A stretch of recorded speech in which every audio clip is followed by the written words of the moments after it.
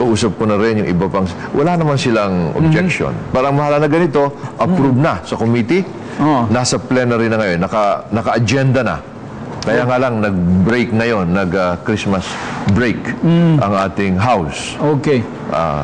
Magbubukas uli kami sa isang buwan. Okay, from Jimmy Onayan Kong of C3 Caloocan, sana 5% sa basic needs at gawing 15% sa sin taxes sa isang kahit isang araw lang.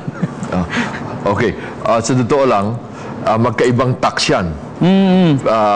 Yung 5%, alam mo ka bakit hindi 6 na lang para sabi ko kailangan din ng gobyerno Kaya ginawa na-compute natin. nyo na po yun kaya 6%. At saka madaling tandaan, 50% discount. Okay. Hati. Pagkatapos, yun naman sin tax, ibang klaseng tax yun. Ibang klase. Pwede, sabay kasi yan Pwedeng, halimbawa itong mga alak. Bukod sa sin tax, kung tawagin doon legally o kaya technically, excise tax yan. Yes. Excise tax, meron pa rin VAT. Oh, yes. Kaya dalawa yan. Kaya 6 na lang ito, tapos Plus itong pa. isa ito, sinisiguro ko sa inyo, madadagdagan pa yan. Okay, from Brian of Naga, kapag na-implement po ba ang bill na yan, ay mababawasan din po ba daw ang pamasahe sa transport? Siguro yung daily concern nila sa gasto sa pamasahe. Sinisiguro ko hindi matataas. Dahil alam mo, yung hindi tataas. O bababa po ba? Kung bababa, alam mo, sabi ko, ang mahirap dyan yung pricing Ang pricing kasi, depende na yan sa napakarami pang factors ng negosyo. Sabi ko nga, depende sa competition. Pag nagbaba yung competition, depende rin sa size of the market mo.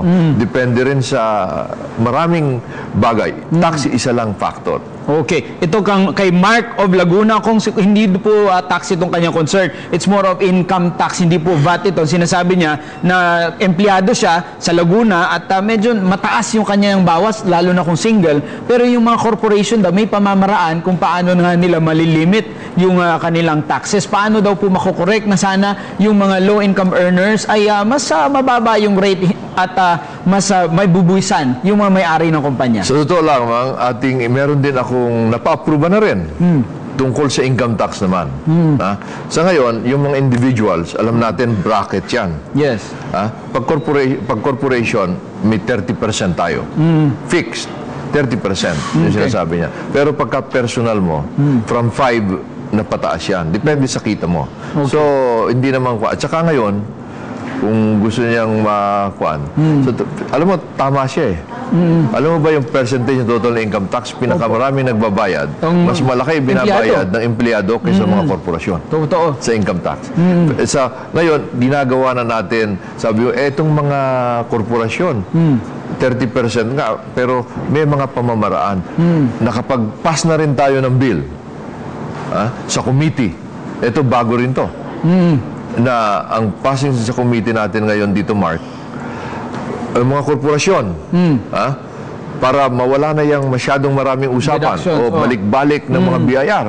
Yung paulit-ulit na assessment. At maraming lulusutan. At maraming usapan. Inaalis na natin yan. Pagka ang korporasyon, pagka ikaw ay, ang iyong ibinayad na income tax lang ito Pag meron ka ibinayad na 12% more of the previous year. Yes. Pwede ibaba sa 10. Pwede ibaba sa 10. Na 10% of previous year, hindi ka na pupuntahan ng BIR. Kaya mababawasan na naman yung tukso. Okay.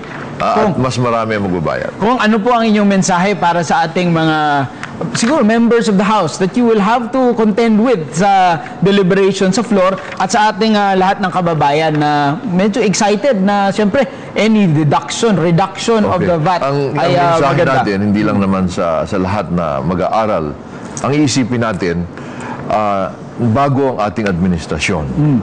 Ang ating administrasyon ngayon, sabagay kasama ako dyan, Liberal Party rin ako, tayo ay inihalal ng taong bayan dahil umaasa sa pagbabago at pagbabawas ng korupsyon. So kailangan umisip tayo ng mga pamamaraan na mababawasan ang korupsyon at ang pagbabago makikita ng taong bayan.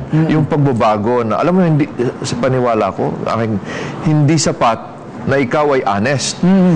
Hindi sapat na ikaw ay hindi nagnanakaw. Kailangan, meron ka rin kakayahan. Iisip ka na at saka yung kakayahan mo at yung malasakit mo sa tao, kailangan maintindihan ng tao. Pagka yung halimbawa, yung VAT, i-increasean mo. May pagbabago nga, from 12 to 15. Okay, mukhang hindi na nga po 12 to 15. Kung si Congressman Hermelando Mandanas po ang masusunod, magiging 6% na lamang yung VAT at gagawan daw po ng paraan na sa proseso ng pagkolekta ng VAT, kahit na 6%, mas malaki pa rin daw po ang malilikom. Dahil aalisin natin yung tax credit, yung medyo maraming madumi na mga tax credit. Maraming salamat po, 2nd District of Batangas, Congressman Mandanas. Maraming salamat po. Maraming salamat, Mark. At sa pagbabalik ng At Your Service, makakausap po natin Mayor ng isang munisipyo sa Lanao del Sur, Attorney Sumagayan. Stay with us.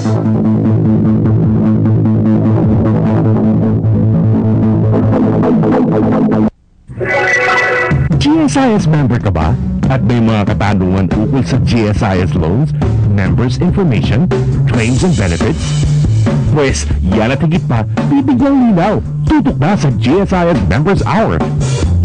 Dito lang yan sa MBN. Around the world, nowhere is Christmas greeted with more anticipation and excitement than right here at home. The Philippine Christmas is said to be the longest celebration of its kind the world over. Here, it is not unusual to hear carols in early September, and Christmas trees and lanterns are never taken down until the Epiphany, or the third Sunday of January. From the Misa de Aguinaldo and the Panunuluyan, to the caroling, the Christmas parties, and the lavish Noche Buenas, one thing's clear, there's really nothing quite like the Pinoy Christmas. Wherever we are in the world, however we celebrate it, the true spirit of Christmas unites us all. From every Filipino to the rest of the world, maligayang Pasko sa ating lahat.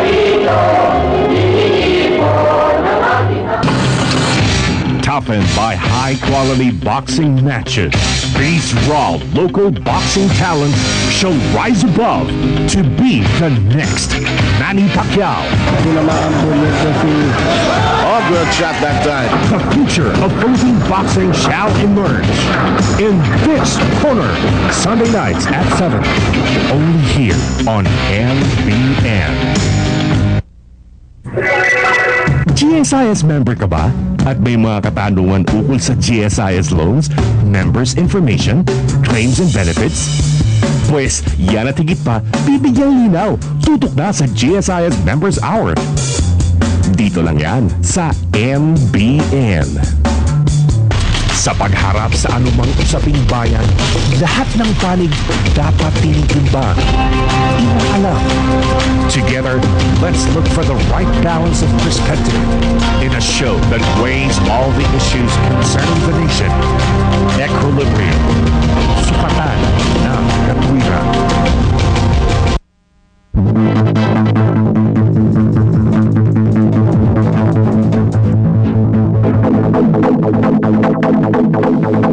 Welcome back to At Your Service. Napakaganda pong balita na meron ngang mga congressman na nag-iisip kung paano nga maibababa ang ating burden sa ating buwis at syempre kung mababa nga yung ating VAT from 12% to 6%, malaking bagay po yun sa ating lahat. Pero kailangan po nila pag-isipan kung paano pa rin ma-reach yung revenue requirement ng ating gobyerno dahil napaka-importante po yun sa pagpapatakbo. At yung revenue po na nalilikom natin sa VAT at nalilikom sa ating mga taxes, a part of that goes to our local government units. Part of that goes into developing all the towns and provinces of our country. Kaya makakausap po natin, anong klaseng serbisyo kaya meron naman doon sa medyo malayong lugar ng Lanao del Sur. Meron po tayong makakausap, isang batang-batang mayor, batang-batang abogado po na naging mayor ng isang town doon sa Lanao del Sur. This is a Muslim-dominated area. Makikilala po natin ngayon ang kanilang napakagaling na mayor, Mayor Aminuddin Sumagayan. Magandang hapon, Mayor. Magandang hapon din sa iyo, Attorney Castrodas. Okay. Sir, kwento nyo nga po, saan po itong Taraka at ano po ang, saan po itong lugar? Meron, siyempre naririnig na marami pag Lanao del Sur yung Lake Lanao. Are you near that lake? Are you around that lake? Yeah, sa munisipyo namin, sa Taraka, this is one of the municipalities. Actually, there are 18. May 18